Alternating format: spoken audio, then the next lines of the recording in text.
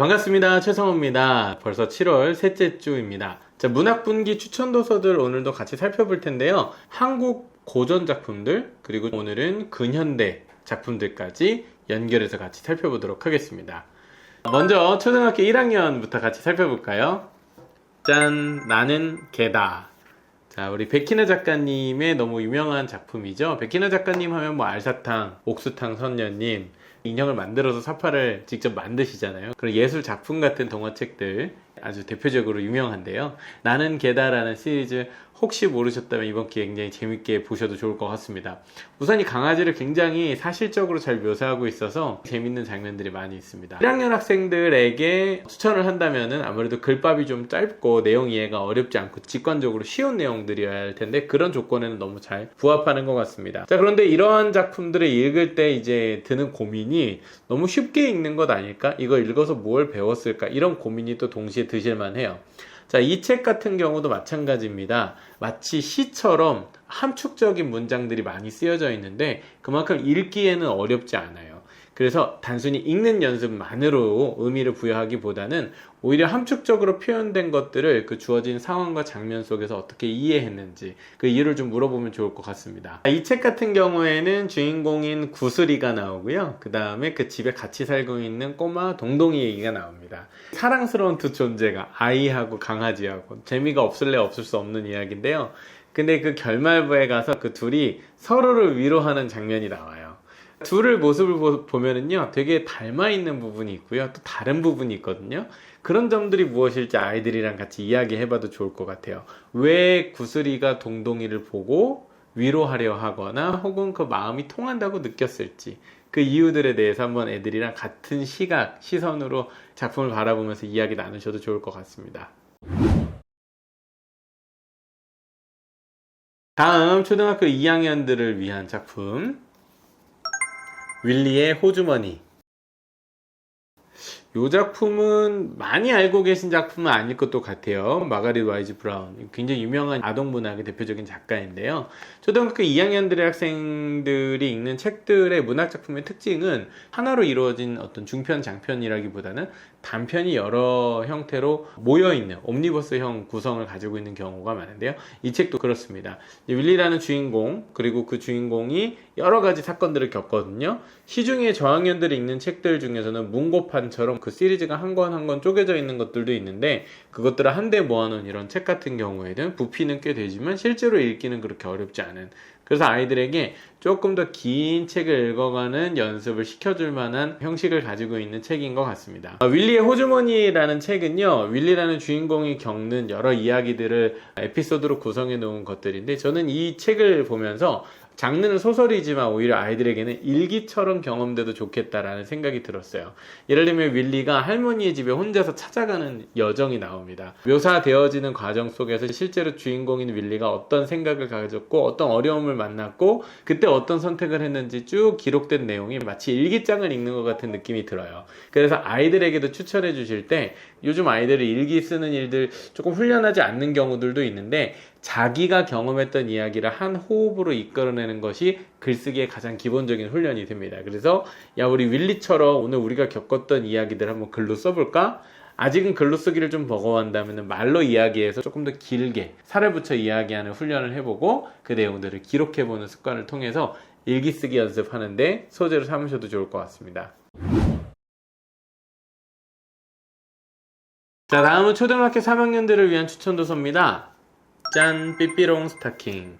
굉장히 재밌는 이야기죠. 뒤에 번역자의 말을 좀 빌려서 설명을 해드리면 린드그렌이 잠자리에서 자신의 딸에게 해주었던 동화들을 엮어서 낸 책이라고 합니다. 그렇게 생각을 해보면은 사실 잠자리에서 무궁무진한 상상력들이 발휘되잖아요. 저도 아이들이 어렸을 때 잠자리에서 같이 재워주다 보면은 이야기를 해달라고 요청할 때가 많았는데 창작한 이야기들을 들려주곤 했었어요. 마찬가지로 이 이야기는 어떤 제약 없이 다소 엉뚱한 일들 그리고 개연성이 떨어지는 사건들이 연결되는 이야기들을 재미있게 하고 있기 때문에 그 내용들 자체를 그냥 아이들이 재미있게 경험할 수 있도록 편하게 읽혀보셔도 좋을 것 같습니다. 그런데 이 책이 문학작품, 장르로 치자면 소설일 텐데 어떤 의미가 있을까요? 저는 캐릭터, 인물에 초점을 맞춰보면서 읽어본다면 어떨까? 우리 아이들은 과연 이 삐삐라는 주인공의 행동에 공감하거나 그것을 이해할 수 있을까? 어쩌면 한국에 있는 아이들은요, 굉장히 규칙도 잘 지키고 어른들이 하라고 하는 대로, 시키는 대로 약속들을 좀 잘 지켜가잖아요. 근데 그러기에는 이 삐삐라는 친구는 굉장히 정말 말도 안 듣고 장난꾸러기고, 그렇기 때문에 이 행동이 아이들 보기에도 어쩌면 좀 불편한 느낌으로 받아들여지진 않을까? 라는 생각도 들었어요. 카타르시스가 느껴진다기보다는 좀 이상하게 느껴지는 거죠.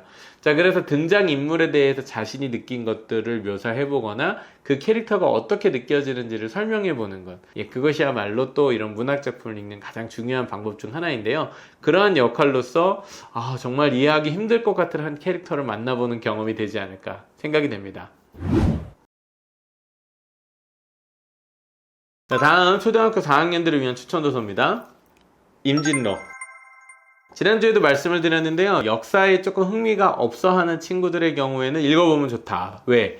역사 속에 등장하는 다양한 인물들의 내러티브를 통해서 흥미를 좀 갖게 해주니까. 당연히 뭐 임진왜란을 비롯해서 뭐 정유재란, 병자호란, 당시 조선시대에 있었던 여러 가지 어려운 전쟁사의 상황들을 보고 그 어려운 위기 상황을 극복했던 위대한 인물들의 이야기들을 좀 재미있게 판타지적으로 읽을 수 있다, 이렇게 말씀을 드렸는데요. 예를 들면은 사실 우리가 잘 모르고 있었던 일반인들 이름 이야기들도 나옵니다. 김덕령이라는 분, 이분이 이 작품 내에서는 어떤 도수를 펴요. 바람 풍자를 써가지고 하늘에 던지면 진짜 바람이 분다든지. 재밌잖아요. 이게 뭐야, 말도 안 돼 라고 느껴지면서도 어쩌면 내러티브의 재미를 아이들에게 좀 느끼게 해주면서 그 시대 상황을 보게 합니다. 그런데 전쟁이라고 하는 것, 어떻게 보면은 일반 백성들의 삶을 생각해 볼 때는 굉장히 괴롭고 힘든 일들이 많을 거 아니에요. 그런 힘든 상황들을 어떻게 극복해 가고 그것이 어떻게 인간성에 미친 영향이, 안 좋은 영향들도 많이 있었을 거고 힘든 상황이니까요. 또 그것을 극복해 가는 과정에서 나라의 일과 백성들의 삶이 따로 놀고 있었던 안타까운 상황이라든지 뭐 이런 부분을 자연스럽게 읽어가고 문제의식을 가질 만한 작품이기 때문에 추천드립니다. 즉, 다시 정리해보면은 역사를 사실로만 이해하는 거, 어쩌면 좀 딱딱하고 재미없게 느껴질 수 있지만 거기에는 결국 사람 사는 이야기가 담겨 있다는 거죠. 그리고 이 작품 같은 경우에는 등장인물과 에피소드가 굉장히 짧게 다양하게 포함이 되어 있기 때문에 조금 흥미가 없는 부분이 나오면은 뭐 어려워하지 말고 그 부분 살짝 건너뛰고 다음 이야기 읽고 다음 인물 이야기 읽어도 됩니다. 그렇기 때문에 책을 읽으면서 꼭 전체 스토리를 다 이해하지 않더라도 부분만이라도 내가 읽고 싶고 기억에 남는 재미있는 이야기 소재들을 골라가며 읽기에 좋은 구성을 가지고 있는 책이어서 추천드립니다. 다음 초등학교 5학년들을 위한 추천 도서입니다. 운영전. 이제 고전소설이에요. 한문소설이고, 자, 운영전은 조금 생소하실 거예요. 그런데 고등학생들은 오히려 다 잘 알고 있습니다. 왜냐면 모의고사, EBS 문제집, 그러니까 수능 국어에도 나올 수 있는 한국의 고전작품으로 소개된다는 거죠. 자, 이 책의 주인공인 유영은요, 우연히 길을 가다가 잠이 들고 그 잠든 순간 꿈을 꾸게 됩니다. 그러니까 약간 이거는 액자식 구성 비슷한데 꿈속에 있는 이야기를 전달하는 거거든요. 꿈속에서 두 명의 남녀를 만나게 됩니다. 운영과 그의 이제 연인이었던 김진사죠. 근데 이 운영이 당시에 궁궐에 있는 궁녀였어요. 그래서 우연히 그 궁을 방문했던 김진사를 만나서 서로 사랑에 빠지게 되지만 궁녀의 신분이었기 때문에 그 사랑이 이루어질 수가 없었겠죠. 여러 가지 에피소드 끝에 안타까운 결말을 맞이하게 됩니다. 운영과 김진사의 사랑은 그래서 결국 이루어지지 못하죠. 그러니까 이 작품이 이제 수능 국어에 이제 많이 소개가 되는 이유는 외형적으로 벌어지는 사건은 특별하지 않아요. 뭐 춘향전, 심청전 보면은 신봉사가 눈 뜨고 막 여러 가지 뭐 있을 수 없는 일들, 뭐 암행어사 출두요, 뭐 여러 일들이 사건 다이나믹하게 일어나잖아요. 여기는 그런 게 잘 없어요. 오히려 그리고 해피엔딩으로 끝내지 않고 좀 새드 엔딩으로 끝나기 때문에 이러한 작품이 가지고 있는 문학적 가치가 문제화될 수 있는 가치가 있는 작품이어서 많이 소개가 되는데, 당장 느낄 때 쉬운 재미는 오히려 좀 적게 느껴질 수도 있는 그런 작품입니다. 그런데 저는 이렇게 생각해보면 이 작품도 재미있게 읽을 수 있지 않을까 싶었는데요. 바로 운영과 김진사의 비극적 사랑을 떠올릴 수 있는 외국 작품하고 이걸 좀 비교해보는 거예요. 우리나라 중세시대 때 나왔던 비극적인 신분질서에 붙잡혀있는 남녀 간의 사랑 이야기인데 비슷한 거 뭔가 생각나지 않으세요? 저는 로미오와 줄리엣이 생각났습니다. 로미오와 줄리엣도 당시로서는 당시의 어떤 시대상, 개인들로서 극복할 수 없는 갈등과 대립, 이런 문제 때문에 비극적인 운명의 결말을 맞이하게 되잖아요. 그래서 어쩌면 이건 한국판 로미오와 줄리엣 아닌가? 두 작품을 좀 비교해서 읽어보면 비슷한 점도 있고 다른 점도 있을 것 같다는 생각이 들었어요. 당시 시대의 배경 혹은 다른 작품과의 비교를 통해서 그 작품을 한 번 더 찬찬히 훑어볼 수 있는 계기가 되어도 좋을 것 같습니다. 다음 초등학교 6학년들을 위한 추천 도서입니다. 짠! 금수회의록. 작품 자체가 지어진 게 안국선, 1878년에 태어난 안국선 작가님의 작품이고 1908년에 발표가 되었다고 하니까 우리 식민지 시기, 우리 근현대사, 신소설에 해당한다고 볼 수 있겠죠. 이 작품은 국어시험 봐야 되는 친구들한테는 너무너무 중요하고 한 번씩은 문제 풀다가 안 만날 수가 없는 작품입니다. 초등학교 시기라면 이 작품을 문제풀이 이전에 감상하는 경험으로서 미리 꼭 읽어두시면 너무 좋을 것 같은데요. 단순하게 보면 이렇습니다. 주인공이 우연히 숲속에 가서 금수들이니까 뭐 산짐승, 들짐승들의 회의에 참여하게 된 거예요. 근데 이 공통된 주제가 뭐였냐면 바로 인간을 성토하는, 사람이 가지고 있는 문제점을 동물의 관점에서 막 비판하는 거예요. 예를 들면은 여러 동물이 나와서 이야기하는데 호랑이가 나와서 뭐라고 하냐면 뭐 우리가 무섭다고 하고 사람도 해친다고 이야기하지만 사실은 우리는 산속에만 있고 사람들을 만날 일도 별로 없다. 그런데 정말 무서운 게 누구냐? 대낮에도 사람의 목숨을 걷어가는 거. 그건 어쩌면 사람이다 라고 이야기합니다. 사람이 더 무서운 이유죠. 굉장히 공감이 갑니다. 그 글을 읽는 것 자체가 굉장히 누군가를 설득하는 근거가 제시되어 있고 논리를 가지고 있죠. 그 논리가 타당한지 생각해보면서 읽게 되고 또 실제로 그 동물들의 눈에 비추어진 인간의 모습, 결국 성찰할 수 있는 계기를 만들어주기 때문에 교훈적 의미도 지닌다고 볼 수 있죠. 우화로서의 가치도 지니고 있고요. 이런 우화 혹은 어떤 현실 속에서 있을 수 없는 어떤 판타지들 많이 사용했던 거 바로 고전소설의 특징인데요. 내용으로서는 조금 더 신소설에 가까운 뭐 개인들의 권리나 자유나 인간성에 대한 이야기들을 주제로 담고 있기 때문에 다양하게 학습해 볼 만한 가치가 높은 작품이기 때문에 꼭 한번 읽어보시길 추천드립니다. 자, 다음으로는 우리 중학생들을 위한 추천도서인데요. 짠! 대평천하. 요거는 사실 중학교 1학년이나 2학년 학생들 정도가 읽으면 어떨까 싶습니다. 사실 1학년한테는 조금 어렵게 느껴질 수도 있고 분량이 좀 길거든요. 장편 소설이기 때문에 장편에 한 번도 도전해보지 않았던 친구들이라면 한번 꼭 읽어볼 만한 책입니다.